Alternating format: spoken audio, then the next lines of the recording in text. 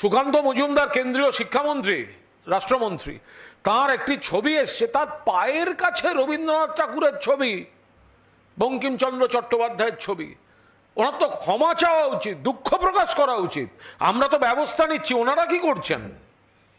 পর পর পর পর এমন কিছু ঘটনা ঘটেছে, কখনো শান্তিনিকেতনের ফলক থেকে রবীন্দ্রনাথ ঠাকুরের নাম বাদ যায়, কখনো বিজেপি শাসিত ডবল ইঞ্জিন সরকারের সিলেবাস থেকে রবীন্দ্রনাথ ঠাকুরের লেখা বাদ যায়।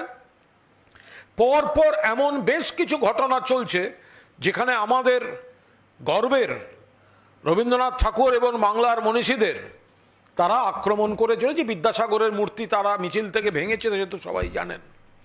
কিন্তু সুকান্ত মজুমদার, তাকে তো ক্ষমা চাইতে হবে, তাকে তো দুঃখ প্রকাশ করতে হবে। পায়ের কাছে রবীন্দ্রনাথ ঠাকুর, বঙ্কিমচন্দ্র চট্টোপাধ্যায় তার সঙ্গে। বিজেপির এই যে বাংলা এবং বাঙালিকে অপমান করা, ছোট করা,